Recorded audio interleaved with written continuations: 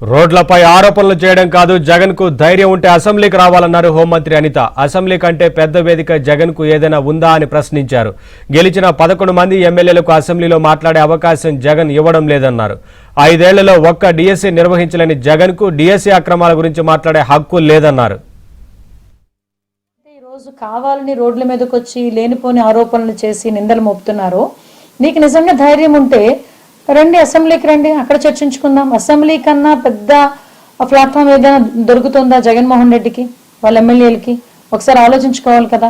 ఈరోజు ప్రతిరోజు కూడా డిఎస్సీలో ఏదో అక్రమాలు జరిగిపోయి అని చెప్పి గౌరవ మంత్రి గారు నారా లోకేష్ గారి మీద ఏదో రకంగా నెపం పెట్టి లోకేష్ గారు రాజీనామా కోరుతున్నాము, సిబిఐ ఎంక్వైరీ చేయాలని పెద్ద మనుషులందరికీ కూడా నేను ఒకటే అడుగుతున్నా.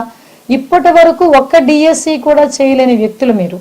లాస్ట్ 5 సంవత్సరాల్లో 19కి బిఫోర్ ఎలక్షన్ క్యాన్వాసింగ్ లో మెగా డిఎస్సీ అని పేరు చెప్పి తీరా అధికారంలోకి వచ్చిన తర్వాత మెగా డిఎస్సీ లేదు, ఏమీ డిఎస్సీ లేదని చెప్పి 5 సంవత్సరాలు కూడా ఒక్క టీచర్ పోస్టు కూడా తీయకుండా ఈరోజు కూటమి గవర్నమెంట్ వచ్చిన తర్వాత 150 రోజుల్లో మొదటి సంతకం డిఎస్సీ మీద పెట్టాం. 150 రోజుల్లో సుమారుగా 16,000 మందికి టీచర్ ఉద్యోగాలు ఇచ్చిన ఘనత కూడా ఎన్డీఏ గవర్నమెంట్కి దక్కింది.